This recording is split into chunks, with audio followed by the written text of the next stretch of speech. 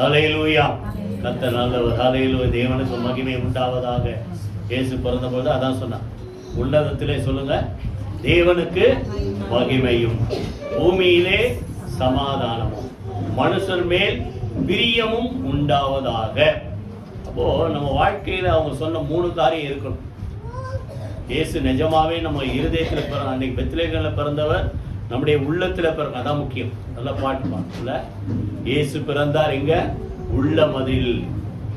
அவர் உள்ள இருந்தா எப்பவுமே தேவனுக்கு மகிமை செலுத்துற இருதயம், நன்றி செலுத்துற, உயர்த்துகிற இருதயம் இருக்கணும். 2வது, பூமியில எல்லாரோடு எப்படி இருக்கணும்?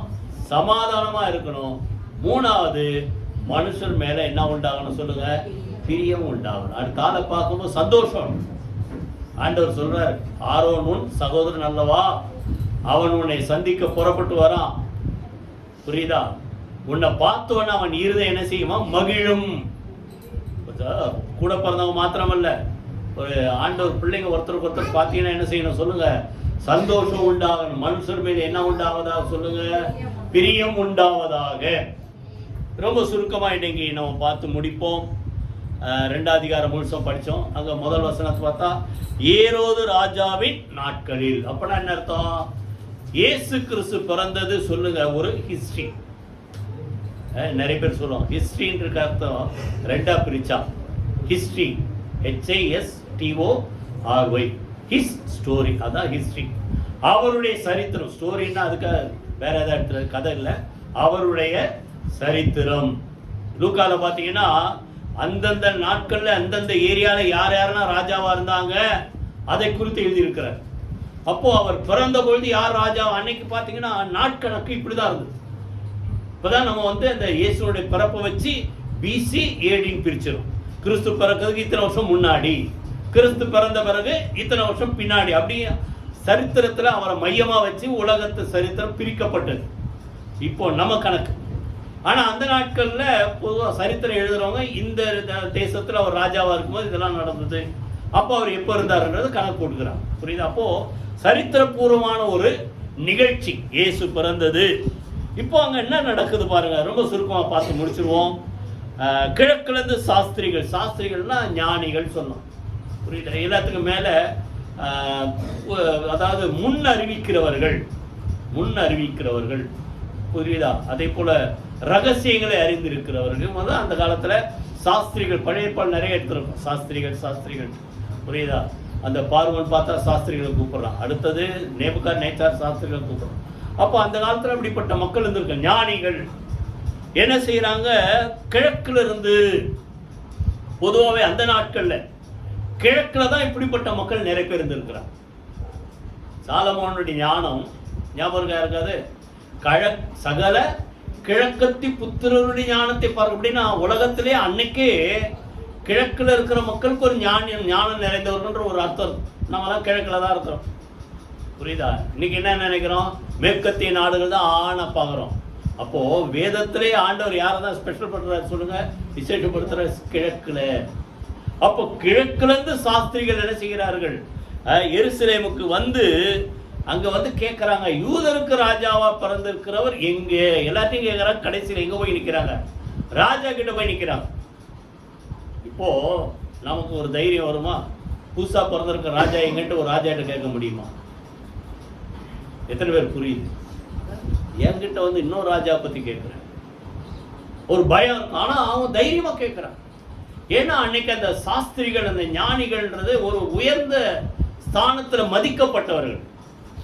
அதனால கேட்கிறாங்க, யூதருக்கு ராஜாவா பிறந்திருக்கிறவர் எங்கே? அங்க 2ஆம் வசனத்தில் இருக்கிறது, அவருடைய நட்சத்திரத்தை கண்டு அவரை பணிந்து கொள்ள நாங்கள் வந்தோம். அப்போ நல்லா கவனிங்க. எத்தனையோ உலகத்துல நான் ஏற்கனவே அடிக்கடி சொல்றதுதான், மனிதர்களை போல எத்தனையோ கோடி மடங்கு அதிக நட்சத்திரங்கள். அத்தனை நட்சத்திரம் இருந்தாலும் ஒரு நட்சத்திரத்தை விசேஷப்படுத்தி சொல்றாங்க. எந்த நட்சத்திரம் அது? அவருடைய நட்சத்திரம். அப்பனா அந்த நட்சத்திரங்களை வைத்துதான் நிறைய பேர் நிறைய காரியங்கள் கணித்தார்கள், கணக்கு போட்டாங்க. அப்போ ஒரு விசேஷமான ஒரு நட்சத்திரம் பறந்திருக்கிறது, தோன்றி இருக்கிறது, பறந்திருக்கிறதுல தோன்றி இருக்கிறது. அப்போ ஏதோ விசேஷமான ஒரு நிகழ்ச்சி ஒரு விசேஷமான ஒரு மனிதன் இந்த உலகத்துல பிறந்திருக்கிறார்ன்றத கணக்கு போட்டு அவருடைய நட்சத்திரத்தை கண்டு அவரை பணிந்து கொள்ள நாங்கள் என்ன செய்தோம் சொல்லுங்க, வந்தோம். அப்போ அன்னைக்கு இருந்த உலகத்துல அநேக மக்களுக்கு ஒரு எதிர்பார்ப்பு இருந்தது. புரியுதா? ராஜா ஒருத்தர் பிறக்க போறார், அகில உலகத்தை ஆளுகிற ஒரு ராஜா பிறக்க போகிறார் அப்படின்ட்டு ஒரு எதிர்பார்ப்பு இருந்தது. அந்த நட்சத்திரம் நீங்க பாத்தீங்கன்னா பிழையாம் கூட சொல்றாரு 24 அதிகாரம் என்னாகத்துல சொல்லுங்க, ஒரு நட்சத்திரம் தோன்றும், ஒரு செங்கோல் யூதாவிலிருந்து என்ன செய்யும், தோன்றும், அது என்ன செய்யும், ஆளுகை செய்யும். அப்ப நல்லா கவனிங்க. அப்போ பழைய காலத்திலே எதிர்பார்ப்பு இருந்தது, இப்படி ஒரு ரட்சகர் ஒரு ராஜா என்ன செய்ய போறார் இந்த உலகத்துல பிறப்பார். தான் அங்க அவங்க சொல்றாங்க, அவருடைய நட்சத்திரத்தை நாங்கள் கண்டு பணிந்து கொள்ள வந்தோம் அப்படின்னு. அதை கேட்ட உடனே சந்தோஷம் தானே பண்ணோம். ஒரு ராஜா வந்திருக்கிறாருன்னா ஏரோதும் அவனோடு கூட 4ஆம் வசனத்துல எல்லாரும் என்ன செய்தார்கள், கலங்கினார்கள். நல்லா கவனிங்க, நம்ம இருதயத்துல அந்த கலக்கம் வரக்கூடாது. இயேசு பிறந்த சொல்லுங்க நமக்கு மிகப்பெரிய சந்தோஷம். கைகளை வைத்தியத்துல சூத்திரம் பண்ணுவோமா, மிகுந்த சந்தோஷத்தை உண்டாக்கும் நற்செய்தி.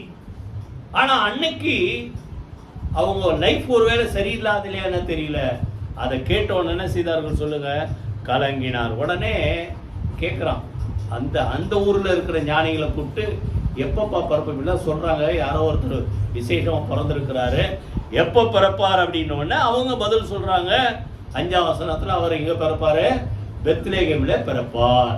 யூதருக்கு ராஜாவானா இஸ்ரவேல் அனைத்தையும் ஆளுகை செய்கிற ஒரு ராஜா பெத்லகேமிலே பிறப்பார். இது எங்க இருக்குது, அவருடைய பிறப்பு பைபிள்ல பழைய ஏற்பாடுல அநேக இடத்துல சொல்லப்பட்டது.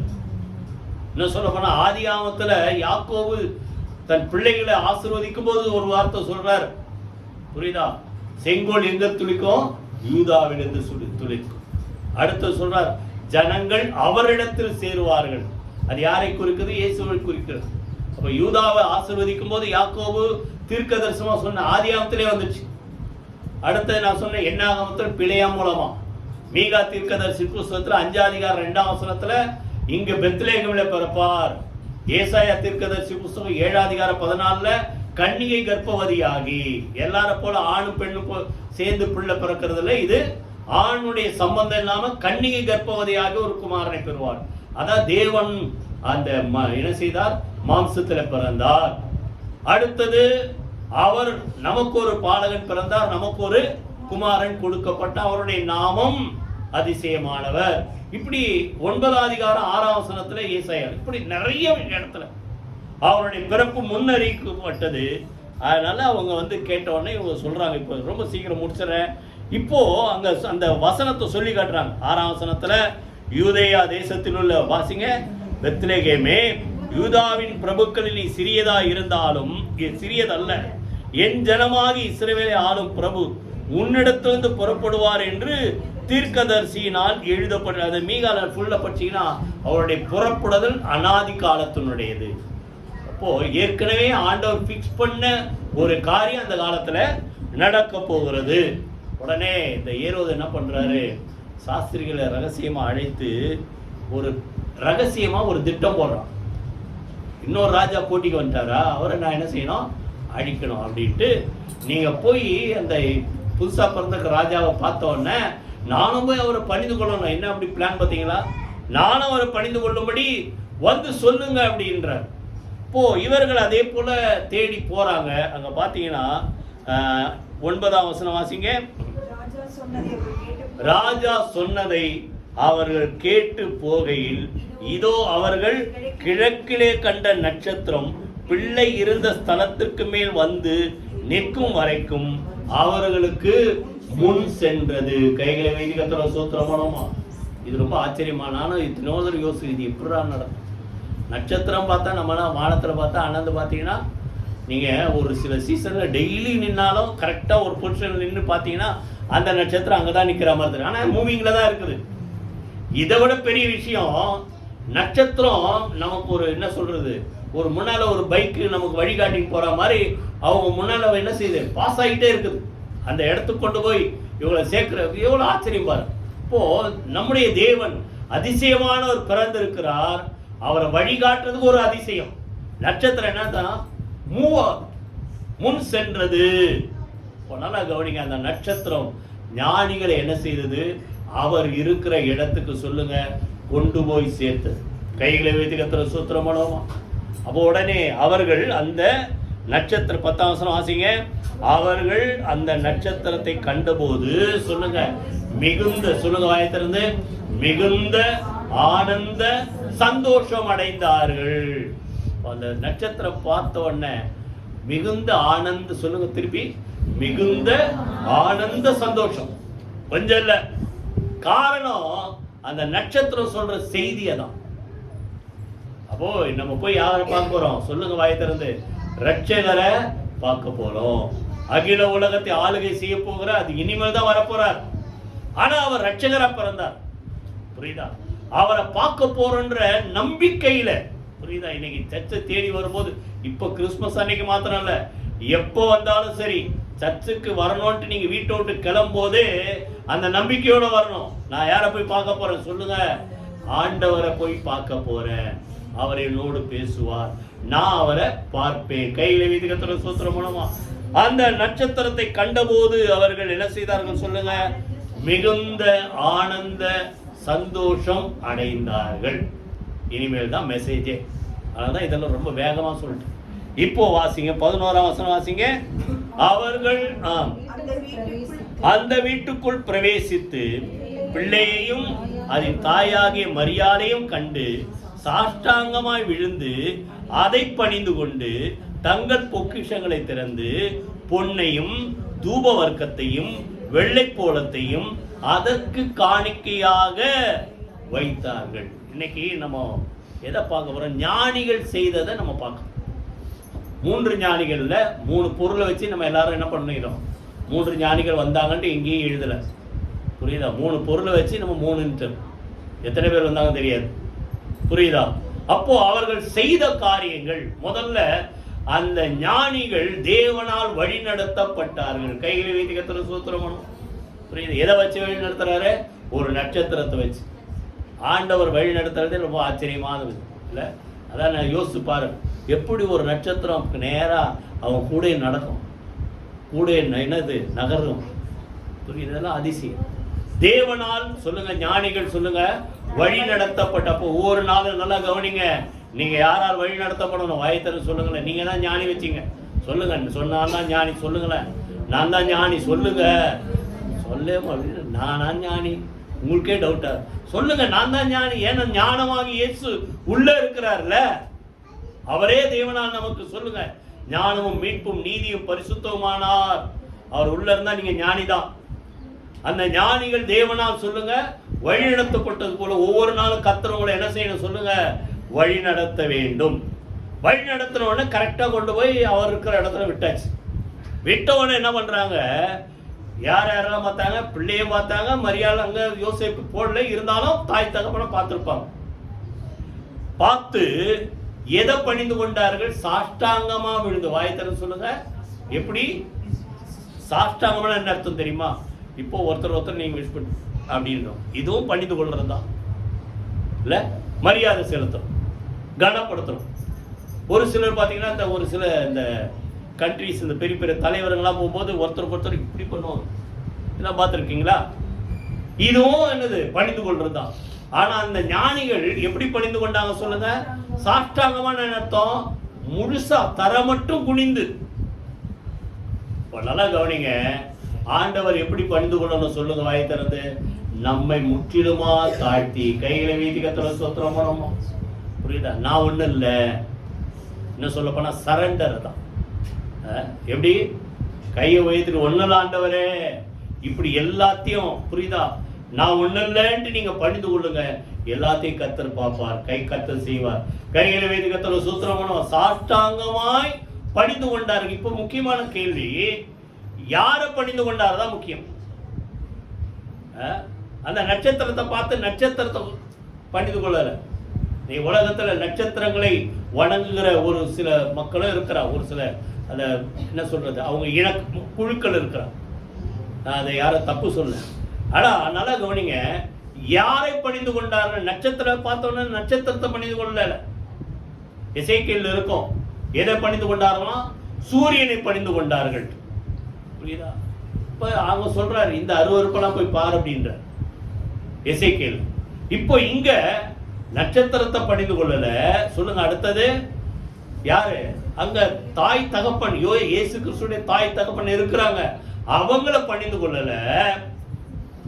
சொல்லுங்க யாரை பணிந்து கொண்டார்? அதை அப்படின்னா என்ன அர்த்தம்? இந்த குழந்தையாகிய இயேசுவை. அவருக்கு அப்ப மிஞ்சி போனா என்ன வயசு இருக்கும்? ஏன்னா 2 வயசு கீழே தான் அந்த கணக்கு போட்டு ஆண் பிள்ளையெல்லாம் கொலை பண்ண சொல்றாங்க ஏரோது ராஜா. அப்போ ஒரு 2 வயசு குழந்தை, சின்ன பிள்ளை, அந்த ஆண் பிள்ளைய இயேசு பிறந்திருக்கிறார். அவரை 2 வயசு இருக்கும்போது ஞானிகள், ஞானத்தில் விசேஷமான மக்கள் அவங்க என்ன பண்றாங்க சொல்லுங்க? சாஷ்டாங்கமா என்ன செய்தார்கள் சொல்லுங்க? பணிந்து கொண்டார்கள். புரியுதா? 2வது அவர்கள் கொண்டு வந்த உச்சிதமான பொருட்கள், பொண்ணு, தூபவர்க்கம், வெள்ளை. இதுக்கெல்லாம் அர்த்தம் சொல்லாம நான் நேரம் ஆகிட்டே இருக்கேன், நான் அதை விட்டுறேன். காணிக்கைகளை அங்க போட்டிருக்கோம். அவங்க இங்கிலீஷ்ல பாத்தீங்கன்னா கிஃப்ட் அப்படின்னு போட்டு சொல்லுங்க. எதை சொல்லுங்க? அந்த காணிக்கைகளை அதற்கு முன்பாக வைத்து அவருக்கு செலுத்தி பணிந்து கொண்டார்கள். இப்போ உடனே நானும் போய் இயேசுவுக்கு போய் ஏதாவது கிஃப்ட் கொடுக்குறேன்னு போகணுமா? சொல்லுங்க. காண்கிற, சொல்லுங்க வசனம் தெரியுமா? காண்கிற சகோதரனிடத்தில் அன்பு கூறாதவன் காணாத தேவனிடத்தில் எப்படி அன்பு. இதுதான் இப்போ கிஃப்ட். நீங்க இயேசுவுக்கு கொடுக்க தேவையில்ல. யாருக்கு கொடுங்க? கிறிஸ்துமஸ்னால என்னதான் சொல்லுங்க? வாயை திறந்து கொடுக்கறதா பண்டிகை. நம்மளா நிறைய வாங்கி வாங்கி போட்டுக்கிறது இல்ல, நம்மளா வாங்கி செஞ்சு செஞ்சு சாப்பிட்றது. பொதுவாகவே உலகத்தில் நம்ம ஆளுங்க அப்படிதான் செய்யறாங்க. கிறிஸ்துமஸ்னா எல்லாருக்கும் தாராளமா கொடுக்குறோம். அப்போ அந்த ஞானிகள் பரிசு பொருட்கள், வெகுமதிகளை, காணிக்கைகளை, உச்சிதமான பொருட்களை அவருக்கு செலுத்தினது போல நம்ம அவருக்கு போய் கொடுக்க போறது. மேல போனா அவரே நம்ம கொடுப்பாரு. நீ வந்துட்ட பாரு, உனக்கு எவ்வளவு வெகுமதி நான் வச்சிருக்கிறேன் பாரு. புரியுது? அதனால இந்த உலகத்துல இருக்கும்போது நம்ம யாருக்கு தான் கொடுக்கணும்? நீங்க பார்க்கிற ஏழை எளிய மக்களுக்கு தான் இயேசு உலகத்துல இருக்கும்போது சொல்றாரு. நீ விருந்து வீட்டுக்கு போகும்போது யாரை கூப்பிடு? பெரிய பெரிய ஐஸ்வர்யவான்கள், பணக்காரன், பெரிய பெரிய பதவியில இருக்கிற அவனை கூப்பிடாத. யாரை கூப்பிடு? ஏழை எளிய மக்களை கூப்பிடு. புரியுதா? அப்ப நல்லா கவனிங்க. அவருக்கு செலுத்துறது யாருக்கு செலுத்தணும்னு சொல்லுங்க? ஏழை எளிய மக்கள். ஏன்னா மத்திய 25 அதிகாரத்தில் அதான் சொல்றாரு. நான் வியாதியா இருந்தேன், நான் தாகமா இருந்தேன், நான் பசியா இருந்தேன், நீங்க வந்து எனக்கு என்ன செஞ்சீங்க? சாப்பாடு கொடுத்தீங்க, தண்ணி கொடுத்தீங்க, என்னை பார்க்க வந்தீங்க. நாங்க எங்க ஆண்டவர்? உங்களுக்கு நாங்க எப்படி செய்ய முடியும்னா, இந்த சிறியரா நீங்க ஒரு அற்பமா யாரை நினைக்கிறீங்களோ அவளுக்கு எதை கொடுத்தீங்களோ இல்ல எதை செய்தீர்களோ அதை எனக்கே கொடுத்தீர்கள், எனக்கே. இதான் சொல்ற. அப்போ அதற்கு காணிக்கையை செலுத்தினது போல இன்னைக்கு இயேசுவுக்கு போய் நீங்க யாரை கிஃப்ட் கொடுக்க போறது இல்ல. போங்க, இன்னைக்கு நீங்க பார்க்கலாம். அடுத்த வாரம் வந்து சொல்லணும், பாஸ்டர் என் மனசுல ஆண்டவர் பேசினாரு, நான் இதெல்லாம் போய் யாராருக்கா கொடுக்க முடியும் கொடுத்தேன்னு வந்து சொல்லுங்க. கைகளை வீதி கத்திர சூத்திரமானோமா. அப்போ காணிக்கைகளை என்ன செய்தார்கள் சொல்லுங்க? செலுத்தினார்கள். 2வது அது முதல்ல சொல்லுங்க பணிந்து கொண்டார்கள். வாய்த்திர சொல்லுங்களேன். ஞானிகள் செய்தது முதல்ல வழி நடத்தப்பட்டார்கள் தேவனால். 2வது என்ன செய்யறாங்க? பணிந்து கொண்டார்கள். 3வது என்ன செய்தார்கள்? காணிக்கை செலுத்தினார்கள். 4வது ஏரோது இடத்திற்கு சொல்லுங்க திரும்பி போக வேண்டாம் என்று சொப்பனத்தில் தேவனால் எச்சரிக்கப்பட்டார்கள். அப்ப நல்லா கவனிங்க. ஆண்டவர் இவங்க கூட பேசுறார் ஞானிகளோட. நீ என்ன பண்ணாத? ஏரோது கிட்ட திரும்பி போவாத. ஏன்னா அவன் போட்ட சதி திட்டு இவன் ஞானிதான். உங்களுக்கு புரிஞ்சு கொள்ளக்கூடிய ஒரு அவங்க உணர்வு நிச்சயமா இருந்திருக்கும். இருந்தாலும் இவங்களுக்கு தெரியுதோ தெரியலையோ அவனுடைய சதி திட்டம் யாருக்கு தெரியும்? ஆண்டவருக்கு தெரியும். ஏன்னா நீ போய் சொன்னவன் அவன் என்ன பண்ணுவான்? இங்க தானே இருக்கிறான், நேரம் வருவான். ஆனால நீ என்ன செய்யாத? போய் இங்கதான் இயேசு பிறந்திருக்க, இந்த வீட்டுல தான் இயேசு இருக்கிறார், என்ன செய்யாத? போய் சொல்லாத அப்படின்ட்டு தேவனால் என்ன செய்யப்பட்டார்? வயத்துல சொல்லுங்க எச்சரிக்கப்பட்டார். நல்லா கவனிங்க. உங்களுக்கு ஒரு சில காரியங்கள் வரும்போது ஞானிகளை எச்சரித்த மாதிரி ஆண்டவர் உங்களே என்ன செய்வார் சொல்லுங்க? எச்சரிப்பார். கைகளை வீதி கத்திர சூத்திரமானோமா. கத்தர் உங்களை என்ன செய்வார் சொல்லுங்க? என்ன சொல்லப்போனா சரியான பாதையில கத்தர் நடத்துவார். ஞானிகளை நடத்தினது போல உங்களே ஆண்டவர் என்ன செய்வார்? பேசுவார். நீ பைபிள் எடுத்து படிச்சுப்பார். எல்லா மனிதர்களோட ஆண்டவர் சரி சொப்பனத்துல பேசுறார். யோசேப்பு பேசுறார், யாக்கோபுக்கு பேசுறார், தானியேல்ட்ட பேசுறார். அப்போ எல்லாருக்கும் பேசுற ஆண்டவர் நமக்கும் பேசுவார். புரியுதா? ஒரு சில காரியங்கள் செய்யணும் பேசுவார், செய்யாதனும் பேசுவார், போடணும் பேசுவார், போகாதனும் பேசுவார். புரியுதா? தேவனால் எச்சரிக்கப்பட்டார்கள். எல்லாத்துக்கும் மேல இன்னொன்று முக்கியமானது, அவர்கள் அந்த 12ஆம் வசனத்துல கடைசி 2வது லைன் வாசிங்க, வேறு வழியாய் தங்கள் தேசத்திற்கு திரும்பி போனார்கள். அவங்க போக வேண்டிய ரூட் ஒன்று இருக்குது, ஆனா அந்த ரூட்ல போல. அப்போ இயேசுவை சந்தித்தவர்கள் அந்த ஞானிகள் அவங்க சொல்லுங்க, அவங்க ரூட் எப்படி சொல்லுங்க மாறினது. அப்போ அவங்க வாழ்க்கையில பிரயாணத்துல அவங்க போற பாதையில ஒரு மாற்றம் உண்டானது. கையில வீதி கத்தல சூத்திரம் எத்தனை புரியுது? வந்த வழியில போல, இல்லைன்னா எப்பவுமே இருக்கிற வழியில போல. சொல்லுங்க, ஆண்டவரை சந்தித்த பிறகு நீங்க எப்பவுமே இருக்கிற வழியில போறீங்களா, இல்ல உங்க வாழ்க்கையில ஒரு சொல்லுங்க மாற்றம் உண்டாகும். கிறிஸ்துவுக்குள் இருந்தால் சொல்லுங்க புது சிருஷ்டி, பழையவைகள் ஒழிந்து போயின, எல்லாம் என்னாச்சு சொல்லுங்க புதிதாயின. கைகளை வைத்து கத்தல சொன்ன, ஏற்கனவே சொன்னேன், இந்த வேத வசனம் வாசிக்கும் போது சொன்ன, இதே கிறிஸ்துமஸ் அன்னைக்கு தான் என் வாழ்க்கையில ஒரு மாற்றம் உண்டார். 1984 வருஷம் கிறிஸ்துமஸ் அன்னைக்கு தான் ஒரு மீட்டிங் போனேன். இருதயத்தில் ஆண்டவர் பேசினார். போகும்போது ஒரு மனுஷனா இருந்தேன், திரும்பி வரும்போது வேற மனுஷனா வந்தேன். இன்னும் சொல்ல போனா ஓப்பனா சொல்றேன், பாக்கெட் ஃபுல்லா சிகரெட் போகும்போது. புரியுதா? அது மாத்திரம் நிறைய இருந்தது, அது அடையாளத்துக்கு சொல்றேன். திரும்பி வரும்போது மொத்தமா கசைக்கு தூக்கி போட்டேன். புரியுதா? அன்னைக்கு என் வாழ்க்கையில ஒரு மாற்றம் உண்டானது. கைகளை வைத்து கத்தர சூத்திரமான ஞானிகள் சொல்லுங்க, திருப்பி வாசிங்க, வேறு வழியாய் திரும்பி போனார்கள். அப்ப ஆண்டவரை சந்தித்த மக்கள் அதே ஓல்டு லைஃப்ல என்ன செய்யக்கூடாது சொல்லுங்க, இருக்கக்கூடாது. கைகளை வைத்து கத்தர சூத்திரமா வேறு வழியாய் திரும்பி. இதை போல நிறைய மக்கள் சொல்லலாம். சேஷமா 2 பேரை சொல்லிட்டு முடிச்சாரு. புரியுதா? சவுல் எங்க போறான்? தமஸ்குவுக்கு போறான். எதுக்கு போறான்? அங்க இருக்கிற சீஷர்களை கொலை பண்றதுக்கு கட்டளை பெற்றுக் கொள்ளும்படியாக தமஸ்குவுக்கு போறான். போய் கட்டளை பெற்று சீஷர்கள் என்ன செய்யணும்?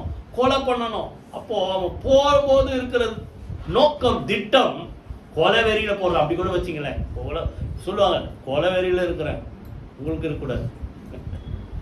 புரியுதா? அப்போ அப்படி போற ஒரு மனுஷன் ஆண்டவரை சந்தித்த உடனே ஒண்ணு இல்லாம போய் என்ன செய்யறான்?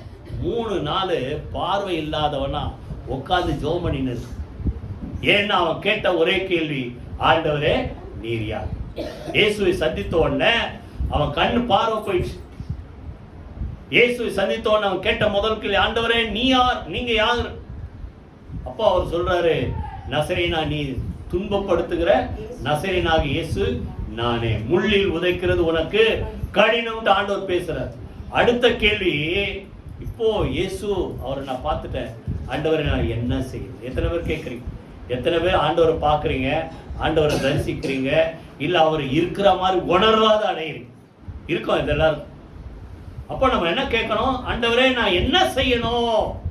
அப்போ முதல்ல அன்னைக்கு பவுல் தேவ சித்தத்துக்கு தன் வாழ்க்கை ஒப்பு கொடுத்து அவன் ரூட்டை கத்த என்ன செய்தார் சொல்லுங்க. அவரே எழுதுற, முன்னே தேவனை அறியாதிருந்த நாட்கள்ல நான் என்ன செய்த சபையை துன்பப்படுத்துகிறவனா இருந்தேன். ஆனா இன்னைக்கு ஆண்டவரை நான் மாத்தி சபைகளை உருவாக்குகிற ஒரு மனுஷனா கத்தர் மாற்றினான். கைகளை வைத்து கத்தர் சூத்திரமானவமா.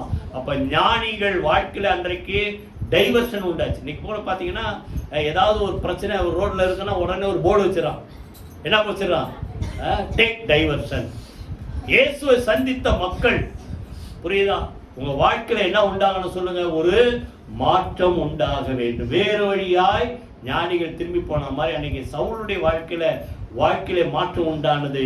அன்னைக்கு சவுல் யாரா மாறினார் சொல்லுங்க, பவுலா மாறினார். கைகளை வேதிக்கத்துல சூத்திரம்னா எல்லாத்துக்கும் மேல எல்லாருக்கும் தெரிஞ்ச ஒரு மனுஷன், சகை கொள்ள நாள் மனுஷன், காட்டத்தி மரத்தை ஏறி உட்கார்ந்து இருக்கிறாரு. இயேசு போகும்போது என்ன செய்யணும்? அப்படி குனிஞ்சு அவரை பார்த்துணும். நான் அவரை பார்க்கணும், அவரை என்ன பார்க்க கூடாது, ஒளிஞ்சிட்டு உட்காந்து பார்க்கிறாரு. இல்லை யாரும் என்ன பார்க்கக்கூடாதுன்னு இருந்தாரா தெரியல. புரியுதா? கரெக்டாக ஆண்டவர் அந்த வழியாக வராரு. அவன் எந்த மரத்தில் உட்கார்ந்துருக்கான்னு அந்த மரத்துக்கு கீழே கரெக்டாக வந்து நேராக அண்ணாந்து பார்க்குறான். நல்லா கவனிங்க, நீங்கள் அவரை பார்க்கணுன்னு வந்தால் எத்தனை பேர் புரியுது? அவர் என்ன செய்வார் சொல்லுங்க? அவர் உங்களை நோக்கி பார்ப்பார். எப்படி? எவ்வளோ பேர் மக்கள் இருக்கிறாங்க, சூழ்ந்து கொண்டு ஆயிரக்கணக்கான மக்கள் அவர் பின்னால் எப்பவுமே இருப்பாங்க. ஆனால் அவர் யாரை பார்க்குறாரு? அண்ணாந்து பார்த்து சகையை பார்த்து அவன்கிட்ட பேசுறார். சகையவே பேரை சொல்றான், சீக்கிரமா நீ இறங்கி வா, இன்றைக்கு நான் உன் வீட்டிலே தங்கவேன். அவ்வளவுதான், சகை வாழ்க்கை மாறிடுச்சு. நல்லா கவனிங்க, இயேசுவை சந்தித்த உடனே எல்லாருடைய வாழ்க்கையில என்ன உண்டாகணும் சொல்லுங்க? வாய் தர சொல்லுங்களேன். மாற்றம் உண்டாகணும். சவுளுடைய வாழ்க்கையில மாற்றம், என்னுடைய வாழ்க்கையில மாற்றம், ஞானிகளுடைய வழியிலே மாற்றம், எல்லாத்துக்கும் மேல சகை வாழ்க்கையில மாற்றம் உண்டாகதான் சொல்றான். எல்லாரும் சொல்றான், இவன் பாவியான மனுஷனாச்சே, இந்த பாவி வீட்டுக்கு இயேசு போறாரு. புரியுதா? அப்பதான் அவன் சொல்றான், நான் பாவியா இருந்தேன், இப்ப இல்லை ஆண்டவரே, நான் என்ன செய்யறேன்? ஆஸ்தியில இதான் மாற்றம்.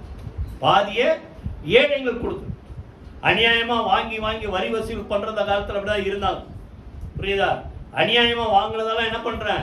4 மடங்கு திருப்பி கொடுத்துட்றேன். அவன் வாழ்க்கையிலே மாற்றம் உண்டான மாதிரி சொல்லுங்க.